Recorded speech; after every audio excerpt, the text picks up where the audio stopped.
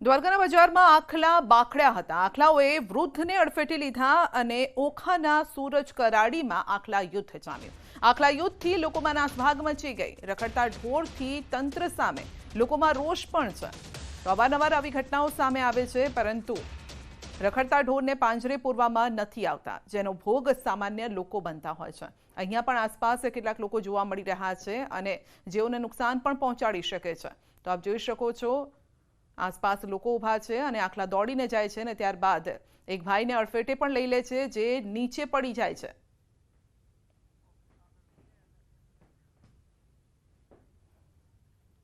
મહેસાણાના ખેરાલુ પાસે આવેલા ચોટિયા ગામની 100 મહિલાઓને બેંકની નોટિસ આવતા ખળભળાટ મચી ગયો। અમદાવાદની શ્રી મહિલા સેવા સહકારી બેંક લિમિટેડથી ખેરાલુના ચોટિયા ગામની મહિલાઓને નોટિસ મળી। નોટિસમાં ઉલ્લેખ છે કે મહિલાઓએ લીધેલી લોનના હપ્તા ભરાયા નથી અને જેના કારણે આ નોટિસ મોકલાઈ છે। આ નોટિસમાં મહિલાઓને 35,000થી લઈ 38,000 સુધીની રકમ ભરવા માટે જણાવાયું છે। મહિલાઓનો દાવો છે કે તેમણે ક્યારેય કોઈ લોન લીધી નથી અને છતાં પણ આ નોટિસ મળી છે।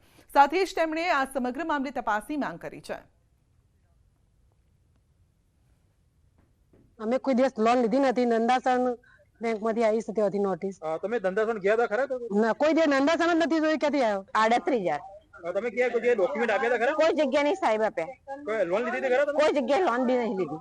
કોઈ જગ્યાએ ડોક્યુમેન્ટ નહીં આપ્યા સાહેબ। અચાનક જ આવી નોટિસ આવી તો હવે અમારે એના માટે કઈક આગળ પગલો ભરવો પડશે। એમ કે આ એક ખોટ લાગે છે અમને।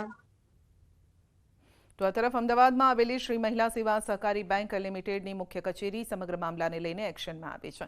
બેંકના હોદ્દેદારોનું કહેવું છે કે સામાન્ય રીતે આરબીઆઈની ગાઈડલાઈન મુજબ 3 હપ્તા ન ભરાય ત્યારે બેંક ખાતેદારોનો સંપર્ક કરતી હોય છે। જો કે એવો પણ દાવો છે કે આ લોન ધારકો પહેલા નિયમિત હપ્તા ભરતા હતા, પરંતુ થોડા સમયથી હપ્તા ન ભરાતા અમદાવાદની હેડ ઓફિસથી તમામ ખાતેદારોને નોટિસ ઇસ્યુ કરવામાં આવી છે।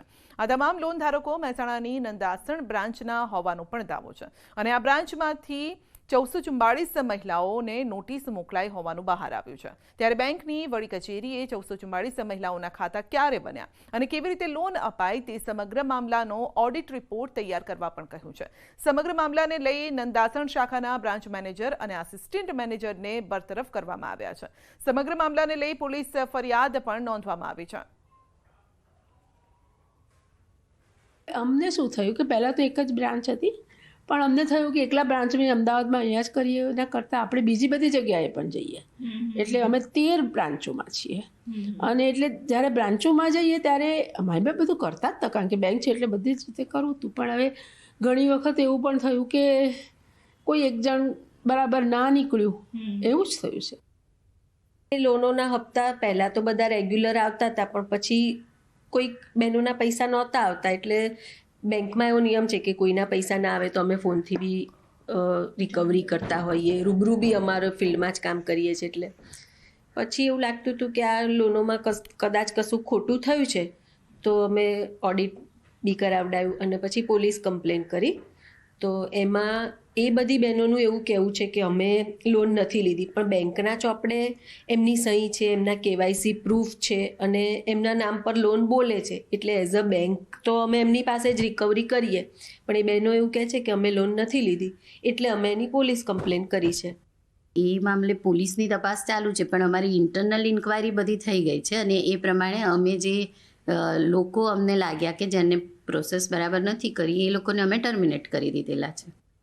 ઘાટલોડિયા વોર્ડની પેટા ચૂંટણી માટે ભાજપમાં દાવેદારોની હોડ જામી છે। ઘાટલોડિયા વોર્ડ માટે 6 લોકોએ દાવેદારી નોંધાવી છે। કાર્યાલય પર ભાજપના સિનિયર નેતાઓએ લીધા છે સેન્સ। સંકલન સમિતિમાં દાવેદારો અંગે ચર્ચા કરાશે। પ્રદેશ પાર્લામેન્ટરી બોર્ડ કરશે નામની જાહેરાત।